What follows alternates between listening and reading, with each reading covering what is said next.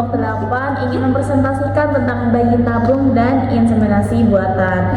Jadi ada saya sendiri, Sri Diah Fitriani dengan nomor NIM 095, dan ada teman saya Dwi Sri Melati dengan NIM 041. Dan saya Farah Safia Aldawiyah dengan NIM 014. Oke, di sini teman-teman, kita dari kelompok 8 ada beberapa yang akan kami jelaskan. Yang pertama itu ada pengertian bayi tabung dan inseminasi buatan, ada proses pelaksanaan secara medis, ada faktor penyebabnya, ada pandangan Islam, ada hukum dalam fikih kontemporer, ada syarat dan ketentuan menurut Islam, ada dampak positif dan negatif, dan ada kesimpulannya. Oke, yang pertama mungkin langsung saja teman-teman kita masuk di bagian pertama, yaitu ada pengertian bayi tabung dan inseminasi buatan. Yang pertama yaitu ada pengertian bayi tabung. Bayi tabung sendiri adalah metode reproduksi berbagai yang dilakukan dengan mempertemukan sel sperma dan ovum di luar tubuh manusia atau laboratorium. Kemudian embrio hasil pembuahan ditanam kembali ke dalam rahim perempuan agar berkembang menjadi janin. Nah, metode ini membantu pasangan suami istri yang mengalami infertilitas. Yang kedua ada pengertian dari inseminasi buatan, di mana inseminasi buatan adalah metode reproduksi yang dilakukan dengan memasukkan sperma ke dalam alat reproduksi perempuan menggunakan bantuan alat medis tanpa hubungan seksual langsung. Nah, metode ini bertujuan untuk membantu pasangan suami istri juga yang mengalami masalah kesuburan ringan agar peluang kehamilan lebih besar. Yaitu yang kedua ada sejarah singkat bayi tabung dan inseminasi buatan. Yang pertama ada sejarah inseminasi buatan ya teman-teman. Inseminasi buatan merupakan teknik memasukkan sperma itu tadi ke dalam rahim wanita tanpa melalui hubungan suami istri secara langsung. Nah, metode ini mulai dikenal pada abad ke-18 sekitar tahun 1770-an, yaitu ada ilmuwan asal Italia yang bernama Lazzaro Spallanzani berhasil melakukan percobaan inseminasi pada hewan dan membuktikan bahwa sperma berperan penting dalam proses kehamilan. Kemudian pada akhir abad ke-19 hingga ke-20, teknik inseminasi mulai diterapkan pada manusia untuk membantu pasangan yang mengalami gangguan kesuburan. Nah, seiring perkembangan teknologi kedokteran, metode ini semakin berkembang dan digunakan di berbagai negara sebagai salah satu solusi infertilitas. Yang kedua ada sejarah bayi tabung atau fertilisasi in vitro (IVF) berkembang pada abad ke-20 melalui penelitian Robert Edward dan Patrick Steptoe di Inggris. Teknologi ini berhasil pertama kali pada tahun 1978 dengan lahirnya Louis Brown sebagai bayi tabung pertama di dunia. Nah, di Indonesia sendiri, program bayi tabung pertama berhasil dilakukan pada tahun 1988 di Rumah Sakit Anak dan Bunda Harapan Kita. Dari kedua teknologi ini berkembang sebagai solusi medis bagi pasangan yang mengalami masalah kesuburan. Selanjutnya yaitu akan dijelaskan oleh teman saya dan Kak Farah. Silakan. Kemudian materi selanjutnya yaitu proses pelaksanaan secara medis. Proses pelaksanaan secara medis, tahapan proses bayi tabung atau IVF. Yang pertama yaitu ada stimulasi ovarium, yaitu suntikan hormon untuk merangsang produksi sel telur. Kemudian ada pengambilan ovum, sel telur diambil via jarum dengan panduan USG atau USG. Kemudian ada fertilisasi, yaitu sperma dan ovum dipertemukan di laboratorium. Kemudian yang keempat ada pemantauan embrio. Embrio dipantau beberapa hari untuk menilai kualitasnya. Kemudian yang terakhir ada transfer embrio. Embrio terbaik ditanam ke rahim istri agar berkembang. Kemudian ada proses inseminasi buatan atau IUI. Yaitu yang pertama ada pemeriksaan kondisi kesehatan suami dan istri untuk menentukan waktu ovulasi yang tepat. Kemudian ada pemberian obat penyubur jika diperlukan untuk merangsang pelepasan sel telur. Yang ketiga ada sperma suami diambil dan diproses di laboratorium dan dipilih yang paling aktif dan sehat.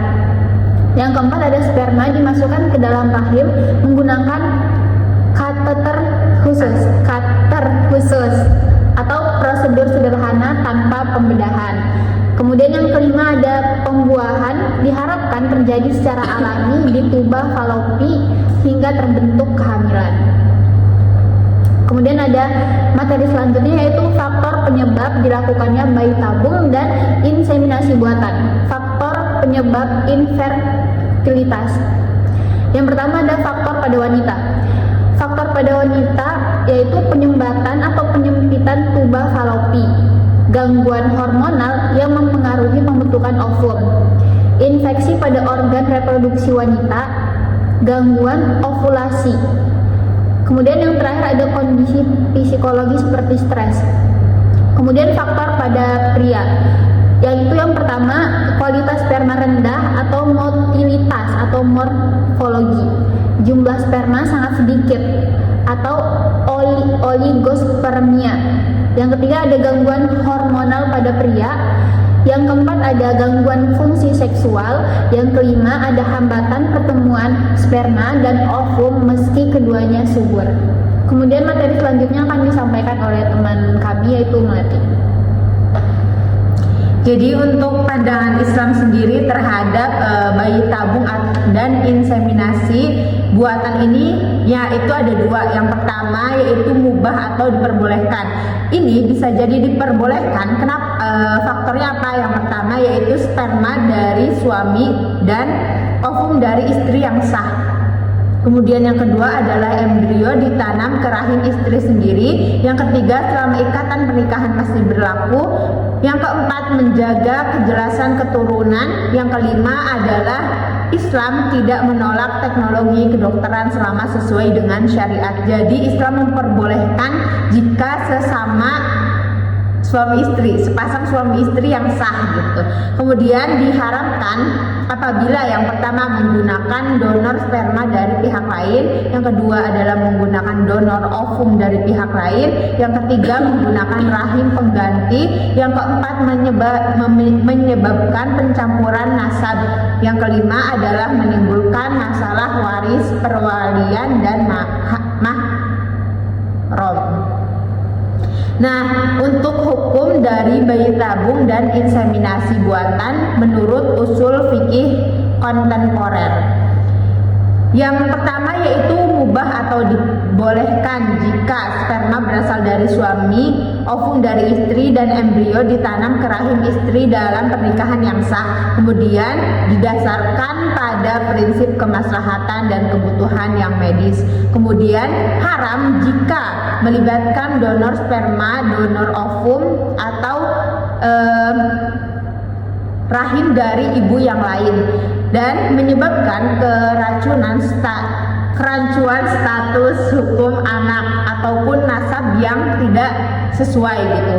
Nah, untuk fatwa MUI itu MUI membolehkan bayi tabung jika menggunakan sperma dan ovum dari pasangan suami istri yang sah. Kemudian syarat dan ketentuan. Kebolehan menurut Islam itu ada 5 syarat. Yang pertama yaitu pernikahannya sah, yang kedua adalah tanpa donor pihak ketiga, yang ketiga adalah rahim istri sendiri. Jadi embrio ditanam dalam rahim istri, bukan perempuan yang lain. Kemudian yang keempat dilakukan saat pernikahan berlangsung. Proses hanya boleh dilakukan selama ikatan pernikahannya masih dalam keadaan sah. Kemudian yang kelima adalah menjaga kehormatan.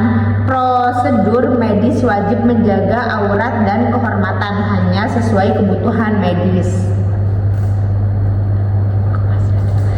Adapun dampak positif dan negatifnya. Dampak dari bayi tabung dan inseminasi buatan. Dampak positifnya yang pertama yaitu memberi peluang memiliki keturunan bagi pasangan yang infertil. Kemudian yang kedua adalah memberikan kebahagiaan psikologis dan memperkuat hubungan rumah tangga. Yang ketiga adalah mendorong kemajuan ilmu kedokteran reproduksi. Kemudian adapun dampak negatifnya yaitu yang pertama adalah resiko pencampuran nasab jika melibatkan donor dari pihak yang lain. Kemudian yang kedua adalah masalah hukum keluarga, entah itu wali, waris, dan mahram. Kemudian yang ketiga adalah potensi komersialisasi reproduksi manusia ataupun donor dan sewa rahim. Kemudian yang keempat adalah biaya program relatif tinggi. Kemudian yang kelima adalah resiko medis kegagalan, kehamilan ganda, dan tekanan emosional. Oke teman-teman, itu tadi yang bisa dapat kami sampaikan, sedikit memberi kesimpulan bahwasanya bayi tabung dan inseminasi buatan merupakan teknologi reproduksi modern yang membantu pasangan suami istri yang mengalami infertilitas memperoleh keturunan. Nah, dalam perspektif Islam sendiri, kedua metode ini diperbolehkan dengan catatan apabila sperma dan ovum berasal dari pasangan suami istri yang sah serta dilakukan dalam ikatan pernikahan. Sebaliknya, penggunaan donor sperma, donor ovum atau rahim pengganti tidak diperbolehkan karena dapat menyebabkan pencampuran nasab. Oleh karena itu, pelaksanaan teknologi ini tetap diperhatikan, selain diperhatikan oleh aspek medis, kita tetap memperhatikan etika dan syariat Islam. Mungkin cukup